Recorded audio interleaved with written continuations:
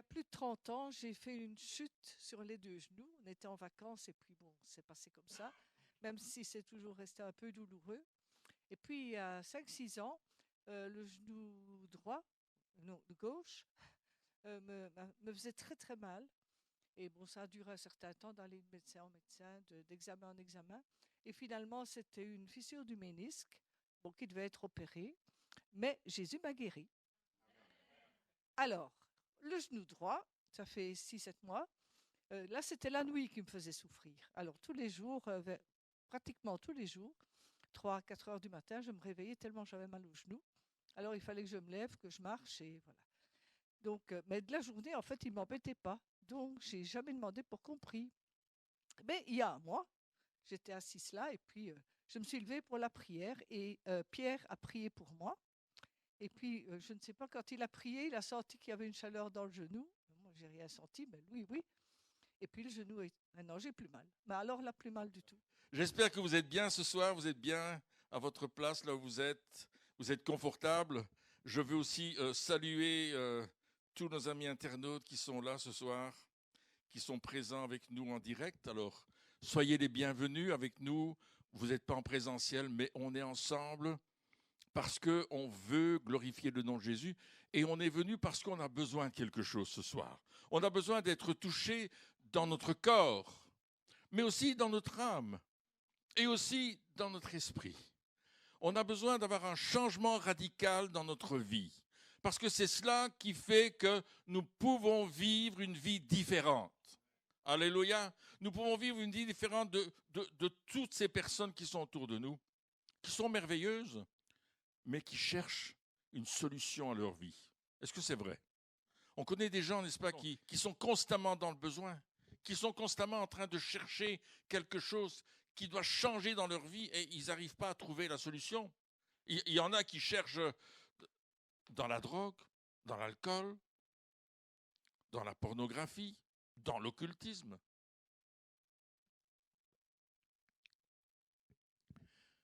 Dans les médicaments, dans toutes sortes de choses. Mais on n'y arrive pas. Alors, dans l'évangile de Marc, au chapitre 5, on nous parle de l'histoire d'un papa qui est venu trouver Jésus. Au verset 21, on va commencer au verset 21, oui. Et ce papa a un gros problème parce que sa petite fille de 12 ans est en train de mourir. Elle est à l'agonie. C'est un drame. Quand on perd quelqu'un, qu'il ait 12 ans, qu'il en ait 80, c'est toujours un drame. J'ai parlé avec une dame ce matin qui vient de perdre son mari et il avait 89 ans. Et puis là, il est décédé. Il était en pleine forme quelques heures avant et puis quelques heures après, il est parti près du Seigneur. Il a été promu à la gloire éternelle. Alors cette dame, elle disait, je suis triste parce que je me sens seule. Elle a aussi dans les 89, 90 ans. Elle dit, mais je me sens triste parce qu'il n'est plus là depuis quelques jours. Mais d'un autre côté, je sais qu'il est parti au ciel et qu'il est près de son Jésus qu'il aimait. Alléluia, j'aime entendre un témoignage comme celui-là. Alors elle dit, Dieu va me donner la force, il va me donner la paix, il va me donner ce que j'ai besoin. Et là, ce papa dont nous parle l'évangile de Marc au chapitre 5, il vient vers Jésus parce que il a tout essayé pour sa fille. Il a appelé les meilleurs docteurs, les meilleurs médecins de l'époque. Il a fait les meilleures opérations. Il a donné tout l'argent qu'il avait pour que sa petite fille de 12 ans puisse vivre. Mais là, les médecins ont dit, il n'y a plus rien à faire. Elle va mourir. Alors vous savez, parfois quand on a des problèmes comme ceux-là, nous-mêmes, les gens eux-mêmes, ils vont chercher toutes les solutions possibles. Et quand il n'y a plus rien qui va, on va se tourner soit vers la religion pour faire toutes sortes de choses, soit vers l'occultisme pour faire d'autres choses. Est-ce que c'est vrai? Et on essaye, on va prier celui-ci ou celle-là. On va faire des neuvaines. On va peut-être trouver le marabout du coin qui va nous promettent monts et merveilles pour autant qu'on lui donne beaucoup d'argent, et ainsi de suite. Il y a même des spiritismes, des spirites qui font tourner l'État pour parler avec les esprits. Mais ça n'apporte pas de solution, ça n'apporte que des problèmes. Ça n'apporte que des liens sur la vie des gens. Et ils sortent de là encore pire que quand ils sont rentrés. Et il n'y a pas de solution pour la personne. Pas de vraie solution. Pas de solution durable. Pas de solution qui apporte quelque chose. Alors cet homme, il a tout essayé.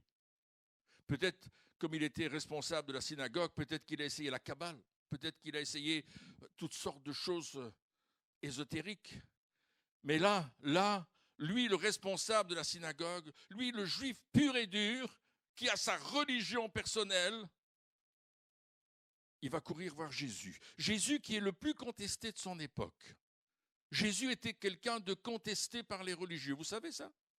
Les religieux n'aimaient pas Jésus parce qu'il ramenait la vérité à sa bonne place. Et les gens n'ont pas aimé Jésus. Oui, ceux qui étaient malades et qui avaient besoin de guérison, ils aimaient Jésus. Mais les autres, les religieux, disaient non, ça nous dérange. Il nous prend la vedette. C'est lui qui guérit les malades, c'est lui qui chasse les démons, c'est lui qui apporte une nouvelle vie. Vous savez, quand Jésus n'est pas dans notre vie, nous sommes morts. Alléluia. Nous sommes morts et cette petite fille de 12 ans, elle nous représente, nous, quand nous sommes morts. À l'agonie, on a besoin d'aller chercher Jésus. Jésus, viens au secours de mon enfant, viens au secours de ma vie, viens au secours de ma famille, viens au secours de ceux qui sont en train de périr et de mourir. Sans Dieu, sans espérance. Alléluia. Et cet homme vient vers Jésus. Il a sonné à la bonne porte. Croyez-moi, quand on demande à Jésus de l'aide, attendez-vous à recevoir de l'aide. Il est celui qui donne la réponse. Il est celui qui nous apporte la réponse dont on a besoin. Alléluia. Je le prophétise ce soir. Tu vas avoir ta réponse dans ta vie. Tu vas avoir la réponse pour ton âme, pour ton esprit, pour ton corps ce soir. Parce que Dieu est le Dieu de la vie. Dieu est le Dieu de la vie, mes amis. Alléluia. Il y a une histoire dans la Bible qui est extraordinaire. Il y a Ézéchiel qui est dans la vallée des ossements desséchés. Vous vous souvenez de cette histoire? Et Dieu lui dit, prophétise sur les ossements. Et vous savez ce qui se passe? Les ossements commencent à bouger et à vivre. Ils se rassemblent et ils deviennent un. Ils deviennent une armée puissante. Ce soir, je prophétise sur vos vies que la vie de Christ est en vous ce soir. Alléluia.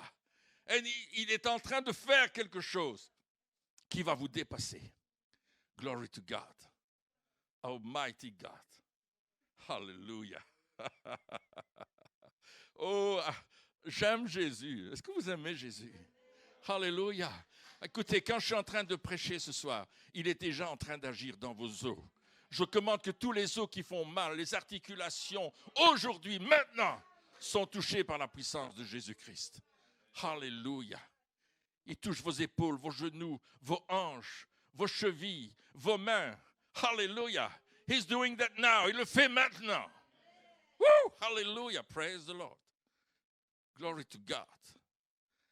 And you know, vous savez quoi en fait? Oh my, I'm going another way. Quand tu viens vers Jésus, attends-toi une réponse. J'espère que tu es venu avec une expectation, une attente ce soir de recevoir la réponse de Jésus. Alléluia. Alléluia. Vous savez, Jésus va en chemin avec cet homme. Ils sont en train de marcher ensemble et il va se passer quelque chose, plusieurs choses. Mais j'aimerais vous dire une chose. J'ai un de mes amis au Canada.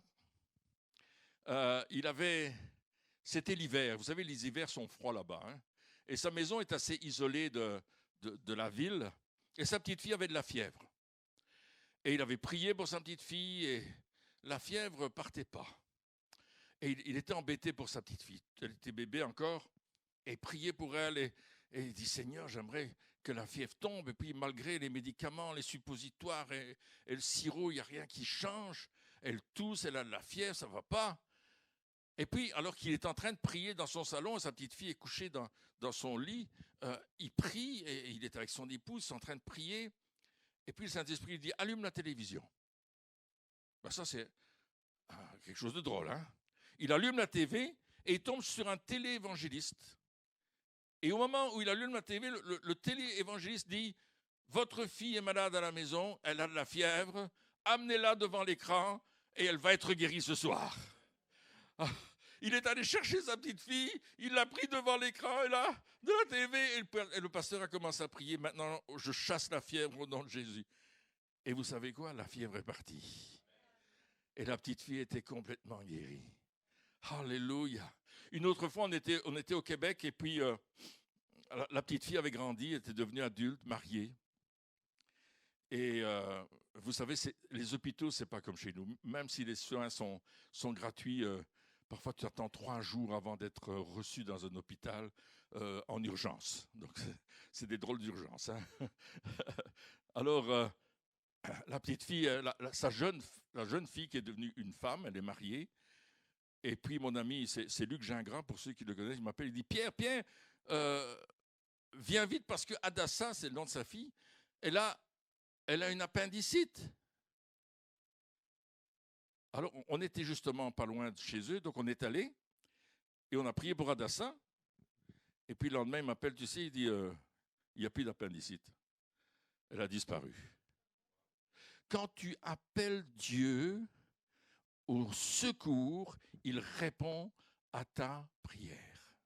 Jésus est le même hier, aujourd'hui, éternellement. Ce qu'il a fait autrefois, il le fait aujourd'hui. Jésus répond. Vous savez, Jésus a dit, je suis le bon berger.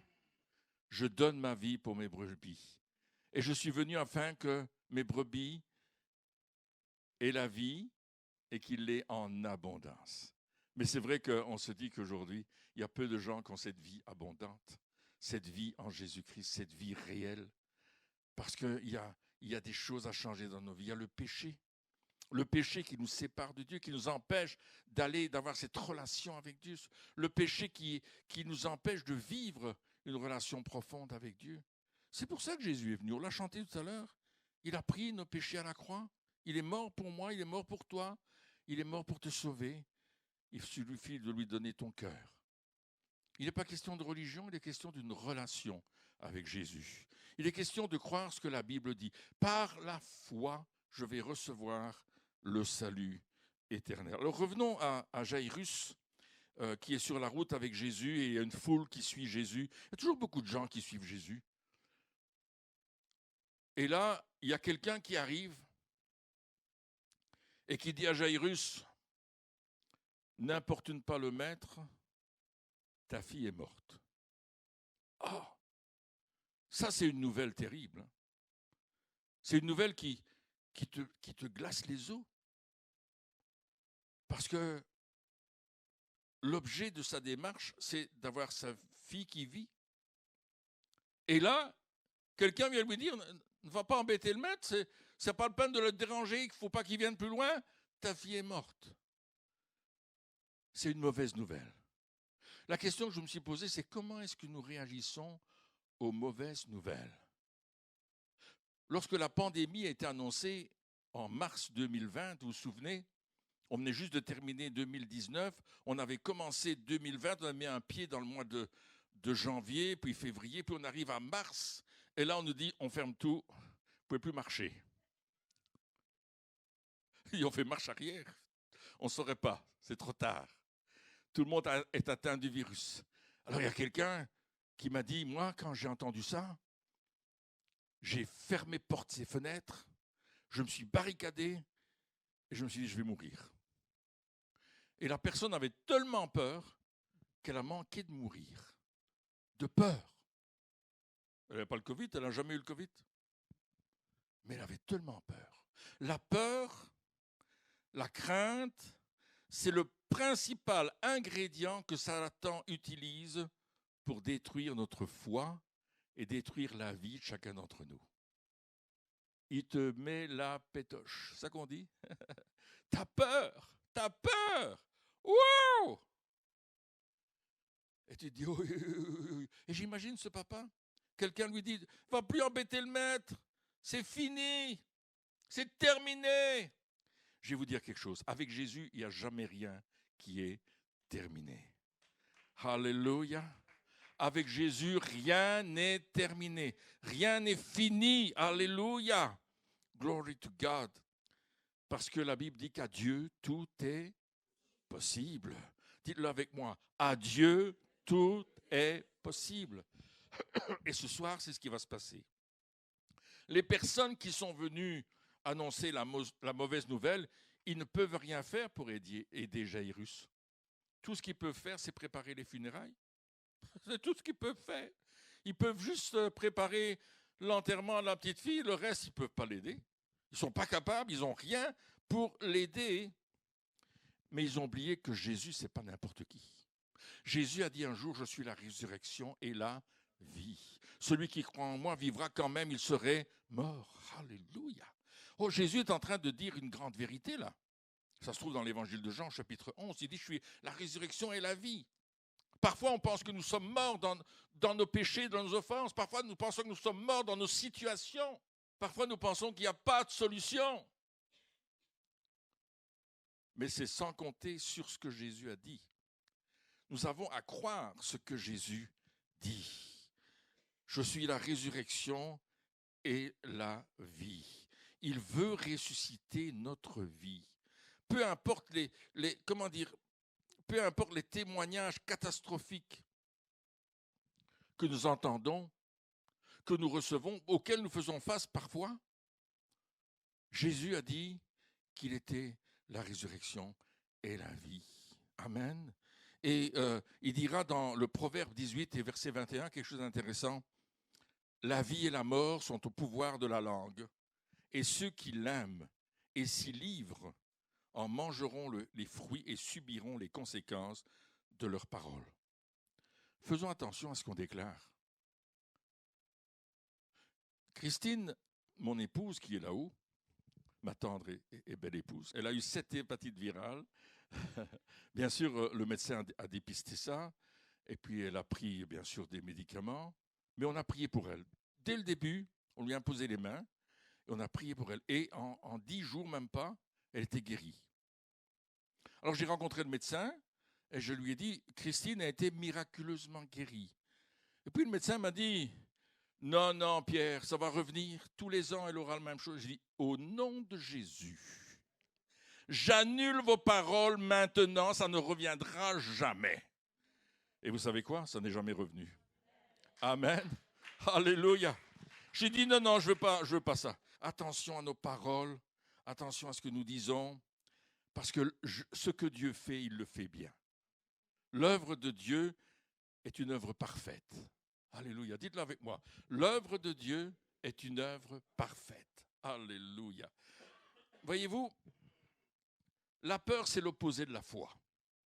La crainte, c'est l'opposé de la foi. La peur, elle nourrit nos pensées pour le pire, tandis que la foi, elle nourrit nos pensées avec l'espoir de la réalisation des promesses de Dieu en Jésus-Christ.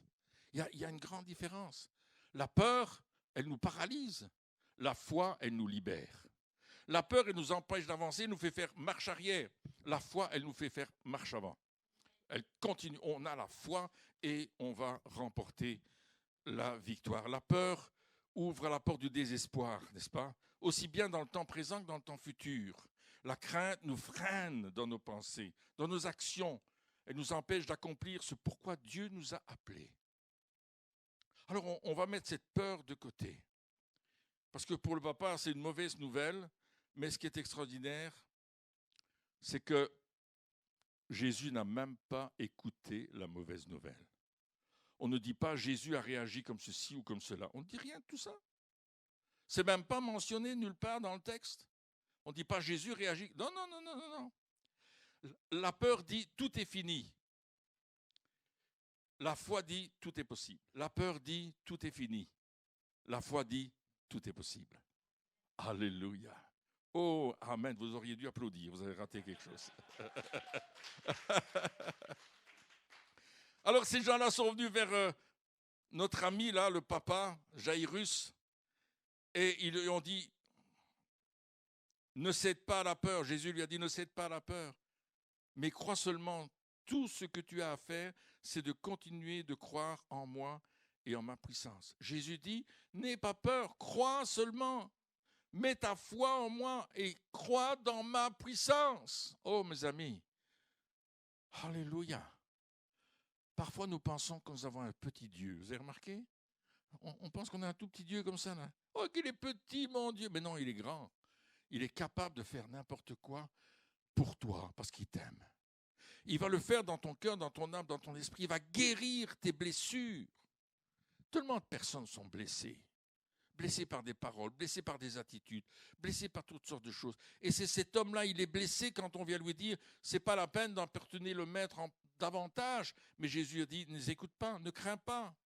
Ne cède pas à la peur, mais crois seulement. Alléluia. Tout ce que tu as à faire, c'est de continuer de croire en moi et en ma puissance. Marc 5, 36, notre traduction. Est-ce qu'on croit en Dieu et à sa puissance ce soir? Comme Maria nous a témoigné que son genou a été guéri. Waouh! Moi, je n'ai pas guéri son genou. Jésus a guéri son genou. C'est par les meurtrissures de Jésus qu'elle a été guérie. Lorsque tu tolères la peur dans ta vie, alors tu contamines ta foi. Vous avez remarqué ça? Peur tolérée, foi contaminée. Le slogan. Vous savez, l'autre jour, j'ai acheté une bouteille d'eau et vous avez marqué dessus, c'est une image, évidemment, ça ne s'est pas vraiment passé, mais je vous raconte. Ils ont marqué 100% bonne eau. Et puis je regarde, vous savez, il y a toujours des indications là. 99% pur, 1% impur. Qu'est-ce que j'ai fait? Je n'ai pas acheté la bouteille. Je l'ai reportée, j'ai dit, moi je veux une bouteille 100% pure. Vous savez, la contamination dans notre vie, c'est parfois un petit pourcent de choses qui vont nous faire mal. Parce que l'ennemi veut nous faire mal. Le diable n'est pas notre ami. Ne crois pas qu'il est ton copain. Il est ton ennemi, sournois et méchant. Il est menteur, meurtrier. Tout ce que tu as à faire aujourd'hui, c'est de mettre ta foi en Jésus et de croire en lui et en sa puissance. Alors qu'ils sont en chemin, ils sont en train de marcher, tout d'un coup, Jésus s'arrête. Vous avez remarqué que parfois, quand vous priez le Seigneur, tout d'un coup, c'est comme s'il s'arrêtait. Il n'y a pas de réponse. Seigneur, on continue. Il dit non, quelqu'un m'a touché. Alors les disciples, ils vont près de Jésus, ils disent, quelqu'un t'a touché, mais tu as vu tous les gens qui sont autour de toi. Il y avait toujours une foule de 4-5 000 personnes qui suivaient Jésus. Il y a des endroits où il y avait 25 000 personnes. Et là, quelqu'un m'a touché. Et les disciples disent, mais non. Il dit, si, il y a quelqu'un qui m'a touché avec la foi. Ce soir, tu vas toucher Jésus avec la foi. Pas avec ton intelligence, pas avec ta réflexion, mais tu vas venir à Jésus en disant, je touche Jésus avec la foi. Je crois qu'il agit. Je crois dans sa puissance. Je crois qu'il est le Dieu qui agit, qui me guérit, qui me délivre. Alléluia. Il y avait cette femme qui avait une perte de sang depuis 12 ans. 12 ans. Le même âge que la petite fille qui est en train de mourir et qui était morte parce que, on va le dire après au papa. Et cette femme avait vendu sa maison. Elle avait dépensé tous ses biens. Elle ne savait plus où aller. Elle était rejetée par la société. Il y a des gens qui ont des rejets, n'est-ce pas? Et vous savez quoi? Elle a dit maintenant, je joue le tout pour le tout. Je me fiche pas mal de ce que les gens pensent, mais moi, je vais m'en sortir. Et je vais toucher Jésus. Vous savez, la Bible dit que ce sont les violents qui s'emparent du royaume de Dieu. Si tu es violent avec ta maladie ou avec le problème que tu as, et tu dis maintenant, je m'empare du royaume, je m'empare de la bénédiction de Dieu. Alléluia. I tell you, je te dis ce soir que Dieu va te toucher. Tu as à venir avec de la violence. et dire, Satan, je ne veux plus que tu me tiennes prisonnier par la maladie. Je ne veux plus que tu me tiennes prisonnier par le diabète. Je ne veux plus que tu me tiennes prisonnier par les hausses de tension, les baisses de tension, tout ce que tu voulais, ton cancer, n'importe quoi. Tu dis, je ne veux plus ce cancer. Il n'est pas à moi, poum, donne-lui un coup de pied. Dis, ce que je veux maintenant, c'est avec violence. Je m'oppose à l'ennemi. Je commence à lui dire que c'est un menteur, un tricheur. Je vais m'opposer à lui. Il y a un combat. Et cette femme qui avait une maladie incurable, j'ai bien dit incurable, aujourd'hui il y a des maladies incurables, orphelines et tout ce que tu veux. Et on te met tous les noms possibles. Mais je vais te dire une chose ce soir, le nom de Jésus est au-dessus de tout nom. Alléluia. Glory to God. Et c'est là qu'on va s'opposer à ces puissances, les puissances de maladie. Jésus nous dit que nous avons affaire à des puissances. Alléluia. L'apôtre Paul dira aussi que nous n'avons pas à lutter contre la chair et le sang, mais contre les puissances des ténèbres, les esprits mauvais dans les lieux célestes et dans les lieux terrestres aussi, il y en a. Ah! Allez dans un hôpital, visitez les gens, passez dans les couloirs. C'est le désespoir, c'est les cris, c'est les machines qui essayent de vous analyser pour voir ce que vous avez. Mais dans le nom de Jésus-Christ, commencez à chasser les puissances des ténèbres. Alléluia. Cette femme a voulu toucher Jésus par la foi. Si je puis toucher le bord de son vêtement, elle ne disait pas si je lui arrache un bras ou si je prends sa jambe, je touche son vêtement. And that's it. Ça y est, je suis guéri. Elle a tout fait pour arriver là. Elle a passé des coudes et tout. Elle était fine, hein? Elle avait perdu du poids, la pauvre. Hein? Une maladie comme celle-là, on perd du poids. Et puis elle était là. Elle a dit, je le touche, Elle était là, elle approchait, mais il y avait un qui se mettait entre eux. Non, elle le voyait, elle passait de l'autre côté. Elle l'a attrapé, hop! Et comme elle l'a touché, elle a senti la guérison. Et Jésus a dit, oh, il y a une puissance qui est sortie de moi. Dunamis, la puissance du Saint-Esprit, est passée à travers Jésus, a touché le corps de cette femme, parce qu'elle est venue avec la foi qu'elle allait recevoir quelque chose de Dieu. La foi était présente. Alléluia. Et elle a reçu cette guérison. Jésus lui a dit ceci, au verset 34 du chapitre 5 de Marc. Ma fille, parce que tu as osé croire, ta foi t'a guérie. Reçois la paix dans ton cœur et sois libéré de tes souffrances. Ce soir, vous pouvez être libéré de vos souffrances. Ce soir, vous pouvez recevoir la paix dans votre cœur. Ce soir, si tu viens toucher Jésus par la foi, il va enlever ce fardeau que l'ennemi a mis sur tes épaules, ce joug qui a fait de toi un esclave de la maladie, un esclave du péché, un esclave des situations de ta vie familiale. Il veut briser cela. Ma fille, ta foi t'a guéri. Le mot guéri, c'est le mot sozo en grec, qui veut dire sain et sauf, guéri, délivré, transformé. Alléluia. C'est un mot puissant. Parce que Jésus veut nous restaurer ce soir. Il veut te restaurer, mon frère, ma soeur. Il veut te restaurer. Il veut laver ton âme. Waouh! Vous savez, il y a le SOS. Hein? Sauve notre âme. C'est ça que ça veut dire en français. Sauve notre âme. Oh Seigneur, merci d'un jour que tu as sauvé mon âme. Je n'étais pas blanc dans mon cœur. Mon péché était rouge comme le cramoisi. Mais toi, tu l'as purifié. Waouh! Sauve mon âme. Peut-être tu as besoin de dire au Seigneur, sauve mon âme ce soir. J'ai besoin de toi. Jésus-Christ est le même hier, aujourd'hui, éternellement. Il ne change pas. Il est le même. Nous étions dans une église d'un pasteur qui s'appelait McGuire. C'est pas McGrouillère, mais c'est McGuire. Un monsieur âgé déjà. Et on a commencé à prier pour les gens. Et puis il y a des gens qui étaient délivrés, guéris. Et puis il y avait un monsieur dans la salle qui était là. Il observait tout ce qui se passait. Il y avait une assemblée nombreuse. Il observait tout ce qu'on faisait. Et il voyait que les gens témoignaient. Ben, j'avais mal, j'ai plus. J'avais ceci, j'ai plus ceci. Et il s'est avancé. Et il m'a dit, pasteur, écoute, j'ai observé tout ce que vous faisiez là. Et je vais vous dire ce que j'ai. J'ai été chez le chiropracteur. Il a manipulé, c'est un médecin, hein, il a manipulé ma nuque et il y a eu un accident. Et j'ai une vertèbre qui sort dans mes comment on appelle ça? Les cervicales. Et effectivement, quand j'ai passé mes mains sur ces cervicales, on sentait vraiment cette bosse qui était là. Alors je dis, pourquoi vous êtes venu? Il me dit, mais parce que je crois être guéri ce soir. Alors j'ai juste prié pour lui, j'ai dit dans le nom de Jésus, qu'il soit fait selon ta foi. Et ça fait clic. J'ai passé ma main, il n'y a plus de bosse. C'était redevenu normal. Et il a dit, waouh, ça fonctionne. Ça fonctionne.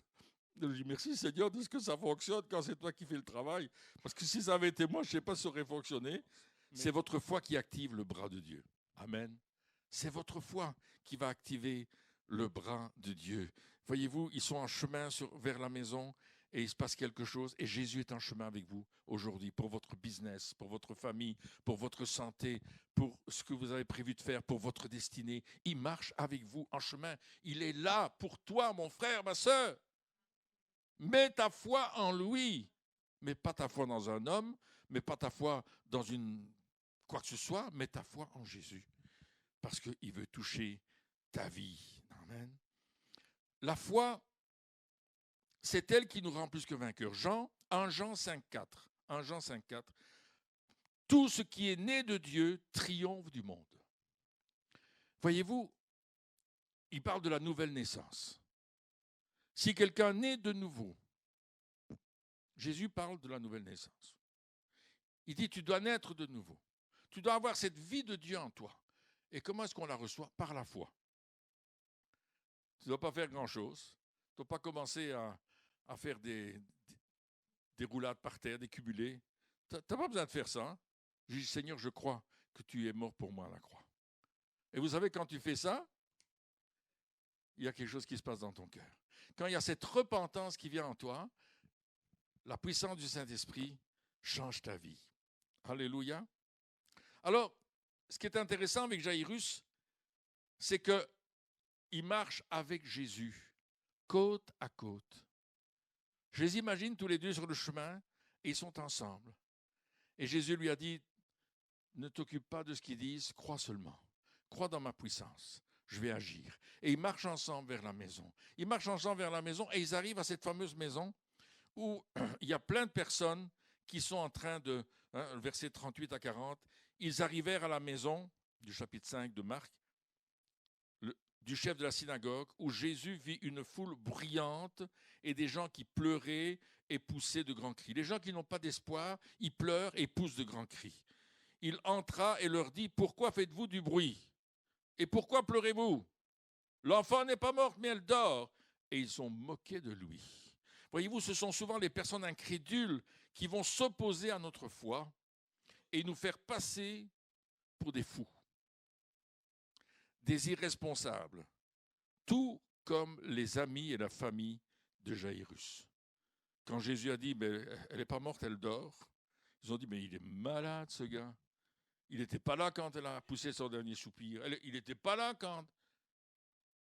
Tu sais, tu n'étais pas là quand ça s'est passé dans ma vie. Tu n'étais pas là quand j'ai eu mon accident. Tu n'étais pas là quand le médecin a déclaré le cancer. Non, je n'étais pas là. C'est vrai. Mais tu n'es pas mort. Jésus a dit, elle n'est pas morte, elle dort. Jésus est en train de dire, il y a de l'espoir, quelle que soit la situation. Jésus est en train de dire, oui, ça c'est la vie humaine, tu vois, la personne, elle est morte. Oui, oui, c'est une réalité, mais ce n'est pas la vérité. La vérité, c'est ce que Dieu dit. La vérité, c'est ce que Dieu déclare. Alors, qu'est-ce que Jésus va faire? Il va mettre tous les incrédules dehors. Il va dire, allez crier dehors si vous voulez. Allez, sortez. Et il a pris le papa, la maman, et puis Jacques et Jean, ils sont rentrés dans la maison. Et il va prendre la main de la petite fille, au verset 41. Il serra tendrement la main de l'enfant dans la sienne. Et il va parler en araméen, Jésus. Il va lui dire Talitha Koumi. Et Talitha Koumi, ça veut dire petite fille, réveille-toi du sommeil de la mort. Ça, c'est la traduction exacte de Talitha Koumi en araméen. Réveille-toi du sommeil de la mort. Et une demi-heure après, c'est ça qui est écrit? Qu'est-ce qui est écrit? Instantanément ou tout de suite, la fillette va ouvrir les yeux, elle va s'asseoir, elle va se lever, elle va marcher dans la maison et elle va raconter son histoire, probablement. Ça doit être extraordinaire, l'histoire qu'elle raconte quand on va au ciel. Je parlais, il y a quelques années, il y avait une dame qui était décédée pendant le culte. Et puis on a prié pour elle, elle est revenue à la vie. Une dame qui avait déjà de l'âge, elle s'appelait Ovida. Ça s'est passé ici à Mons. Elle est tombée morte. Elle a perdu ses dents, elle a perdu ses urines, elle était morte, affachée sur elle-même. Une infirmière qui travaillait à Saint-Joseph a vérifié, elle a dit Pierre, elle est morte. Une autre dame a vérifié, elle a dit elle est morte. Et moi, quelqu'un m'a dit qu'est-ce qu'on fait? On appelle une ambulance. J'ai dit non, on prie pour elle. On est allé prier pour la dame. Je n'avais jamais prié pour ressusciter quelqu'un. Et puis on a prié pour elle. Et elle est revenue à la vie. Mais ce qui est extraordinaire, c'est ce qu'elle nous a raconté. Elle a dit, je suis allée dans un lieu tellement beau. Il y avait une musique que je n'ai jamais entendue sur la terre. Il y avait des couleurs qui étaient d'une beauté, mais des fleurs. Elle parlait de fleurs qui étaient belles. Et puis elle dit, et il y avait Jésus qui était là. Je sais que c'est lui, je n'ai pas vu son visage. Il était rayonnant, il comme un soleil. Et puis il m'a dit, il faut que tu retournes, on a encore besoin de toi. Il dit, écoute, ils sont en train de t'appeler, parce que nous, on priait pour elle à ce moment-là. Elle est revenue dans son corps. Elle nous a raconté cette histoire. J'ai entendu le témoignage d'un monsieur qui lui aussi est mort et s'est retrouvé au ciel. Ou il était enlevé au ciel. Je ne sais pas s'il était mort. Peut-être que je m'avance trop. Et qu'est-ce qu'il raconte? J'ai vu des fleurs extraordinaires. J'ai entendu une musique que je n'ai jamais entendue. Et puis il raconte d'autres choses qu'il a vécues au ciel. Et je me dis, waouh, c'est la même histoire que notre sœur, il y a 20 ans de ça, que ça s'est passé au moins. Notre sœur a raconté, lui, il raconte la même histoire. Presque 40 ans. On était jeunes mariés, je pense. Hein? Oui. On avait déjà des enfants. Ouais. Un peu moins de 40 ans. Mais enfin, n'empêche. Ça ne nous rajeunit pas tout ça, chérie. Tu ne devrais pas me rappeler mon âge, là. Hein? Voyez-vous, j'aimerais dire ceci ce soir. Ta situation n'est pas morte, mais elle dort. J'aimerais te dire que Jésus veut te prendre par la main ce soir et te dire, lève-toi maintenant. Ressuscite maintenant. Reprends la vie maintenant. Maintenant, tu vas vivre avec Jésus. Tu vas vivre une nouvelle vie. Tu vas vivre ta guérison. Tu vas vivre ta délivrance. Tu vas vivre ce qui t'oppresse. Va quitter ton corps, ta vie, ta pensée ce soir. Parce que c'est notre foi qui triomphe du monde. Alléluia! Et c'est notre foi en Jésus qui va changer toutes les choses autour de nous.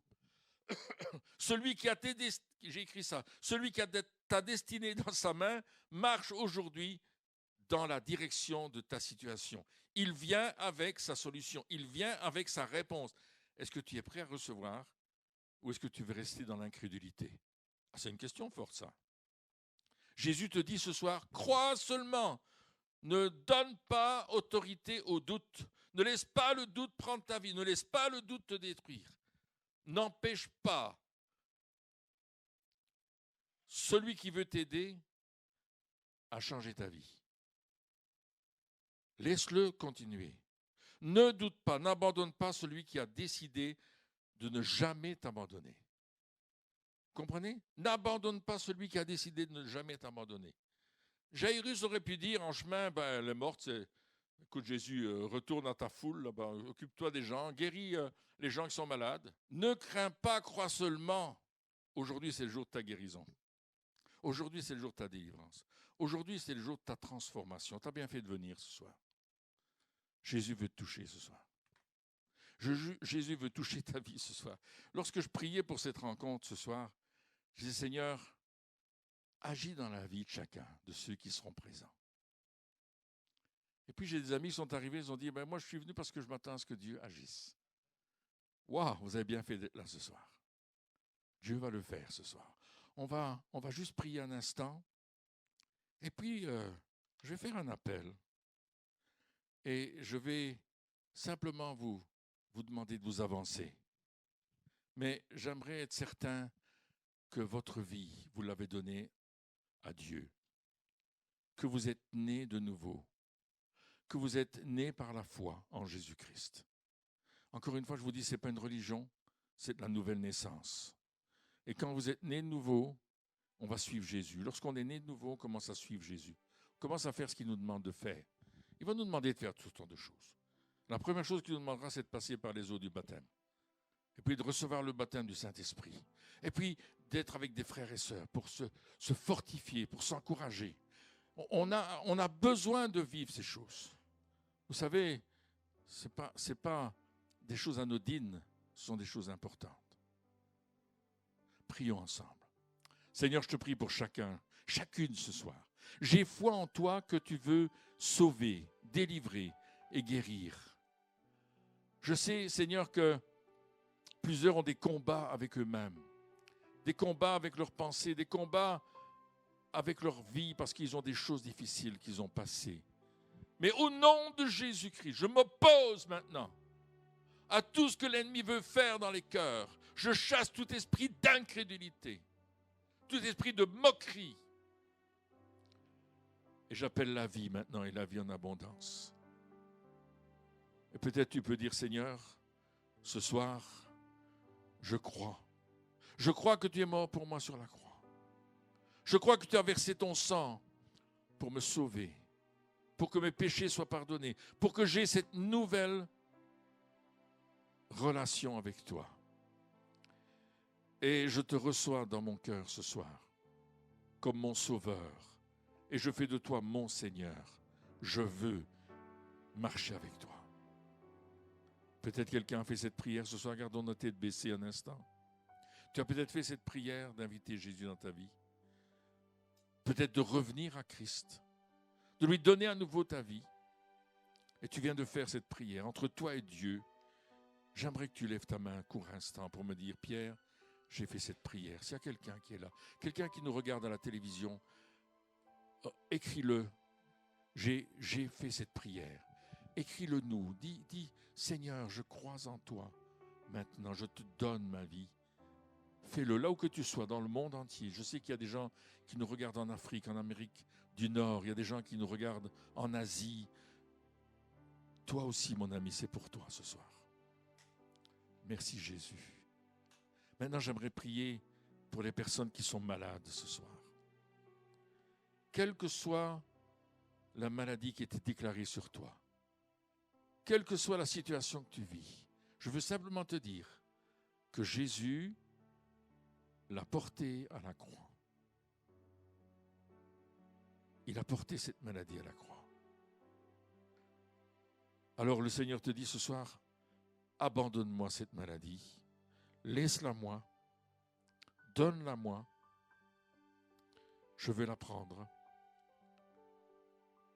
Fais cette prière, Seigneur, j'abandonne ma souffrance, j'abandonne ma maladie, j'abandonne les choses qui détruisent ma vie. Ça peut être moral, ça peut être spirituel, ça peut être physique, ça peut même être matériel.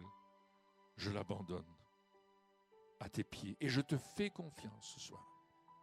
Je ne veux pas douter, mais je te fais confiance que tu me guéris, que tu me délivres, que tu me rends sain et sauf, que tu me sauves. Et si c'est ton cas, lève-toi et viens, on va prier pour toi ce soir. Alléluia. J'aimerais prier pour les amis qui sont en direct avec nous ce soir. Vous êtes à la maison, il y a des douleurs dans votre corps. On a déclaré une maladie sur votre vie. J'aimerais juste ce soir que vous mettiez votre main là où vous avez mal. Que ce soit votre tête, votre cœur, que ce soit votre dos, vos jambes, peu importe l'endroit. Si vous êtes capable de le faire, faites-le maintenant. Je prends autorité sur toute maladie, toute infirmité que vous avez maintenant. Je brise maintenant le pouvoir de l'ennemi sur votre vie. Maintenant, dans le nom de Jésus, j'abats la forteresse d'incrédulité qui est venue autour de vous par des paroles de découragement. Je vois une personne ce soir qui a eu tellement de paroles de découragement que vous n'avez plus d'espoir et vous ne savez pas où tourner la tête. Mais Jésus vous dit ce soir, je suis avec toi, je t'accompagne et je te bénis dans le nom de Jésus. Amen. Amen. Et moi, je vais appeler Caroline, qui va rendre aussi un témoignage de ce que Dieu a fait dans sa vie avant de clôturer.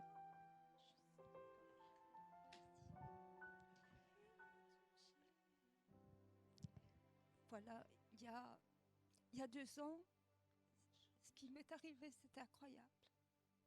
Et vraiment, Dieu est grand et c'est le Dieu de l'impossible. Oui, en fait, il y a donc avant le Covid, en 2020, j'avais du sang dans mes urines et je passais un tas d'examens et on me dit que j'ai un lupus, une maladie auto-immune. Quand je suis rentrée dans ma voiture, j'étais anéantie. J'avais mes résultats et puis je suis rentrée chez moi. J'ai dit, le Seigneur m'a dit, mais enfin, moi je suis là. Et j'ai pris ma prise de sang, j'ai déposé sur la table. J'ai dit, tu vois Seigneur, ça c'est nul et sans effet. Je dis, ça c'est un mensonge. Et puis, bon, il y a eu la période de Covid et moi je suis blouse blanche. Et c'était, je veux dire, très, très difficile. Et puis j'ai oublié un petit peu ce que j'avais. Mais j'ai toujours prié. Et une fois, j'ai regardé une émission. C'était sur EMTV. Et c'était un pasteur qui témoignait que sa femme avait le Covid et elle allait mourir. Et quand elle est rentrée dans la chambre, au lieu de prier pour son épouse, il a commencé à témoigner et dire que sa femme, il savait où elle allait. Et il a témoigné à l'équipe médicale. D'ailleurs, tout le monde s'est converti dans le Seigneur. Et ce que j'ai fait, moi, j'avais mis mes écouteurs parce que mon mari dormait. Et puis, quand j'ai fait la prière qu'il a faite, j'ai senti dans mon dos, parce que moi, on m'avait dit c'est mes reins, j'ai senti comme quelque chose de pousser à gauche. J'ai dit, j'ai l'impression que j'ai quelque chose qui pousse ici comme un rein. Et puis, j'ai refait une prise de sang, donc peut-être 6 mois après, et mon médecin me disait, tiens, ça a diminué. Mais on va quand même relancer le médecin à Erasme. Mais on ne savait pas avoir de rendez-vous. Avec le Covid, tout était bloqué. Et elle dit, tu sais quoi, Caro, je vais envoyer un mail, on va l'avoir tout de suite, ce rendez-vous. Pas de rendez-vous. C'était comme si c'était bloqué. Et puis, ici, il y a un mois, mais je voyais que, en fait, j'avais souvent des taches rouges sur le visage et encore ce sang dans les urines. Et puis, je repasse un tas d'examens ici, et je retourne il y a un mois. Elle me dit, il y a encore du sang dans les urines, mais c'est microscopique. Elle dit, il n'y a plus de maladie auto-immune. Voilà. Gloire à Dieu, oui. Je n'avais pas témoigné, mais je vais vous dire, c'est vrai, il faut marcher avec la foi. Et il faut voir notre guérison. Parce que l'ennemi va toujours être là pour dire, c'est pas possible, tu vois, t'es pas guéri. Ben si, moi je suis guérie. Et ma vie, je l'ai donnée à Jésus. Voilà, merci. Alléluia, gloire à Dieu. Dieu guérit encore aujourd'hui. Qui a été béni ce soir? Amen. Gloire à Dieu. Dieu est bon. Dieu agit aujourd'hui. Son amour ne change pas et il ne s'arrête pas à cette salle. Amen. Son amour vous poursuit. La Bible dit dans le psaume 23, oui, le bonheur et la grâce m'accompagneront tous les jours de ma vie, mais le vrai mot, la vraie traduction, c'est le bonheur et la grâce me poursuivront tous les jours de ma vie. Dieu veut du bien encore plus que vous n'en voulez. Amen. Et il veut du bien pour tous ceux qui vous entourent aussi. Et vous avez aussi cette possibilité d'être des témoins là où vous êtes. Si le Seigneur vous bénit, parlez-en. Dites-le autour de vous. Dites autour de vous ce que le Seigneur a fait. Amen. C'est une façon aussi de garder sa guérison, de pleinement la recevoir et de la garder. Amen. Alléluia. On va prier ensemble maintenant. Seigneur, nous te bénissons pour tout ce que tu as fait aujourd'hui. Et pour tout ce que tu fais chaque jour, Seigneur, merci pour cette soirée. Merci pour nos frères et sœurs, Seigneur, qui sont là et puis qui ont reçu ta grâce encore aujourd'hui, qui ont vu que tu prenais soin d'eux, Seigneur, que ce soit dans leur esprit, dans leur âme, dans leur corps, mais qui ont été touchés par toi. Et je prie, Seigneur, que tu nous ramènes chacun dans nos foyers et que nous puissions rayonner, Seigneur, de ta présence et mettre vraiment en pratique, faire fructifier tout ce que tu nous as donné aujourd'hui. Bénis chacun, Seigneur, dans le nom puissant de Jésus. Amen.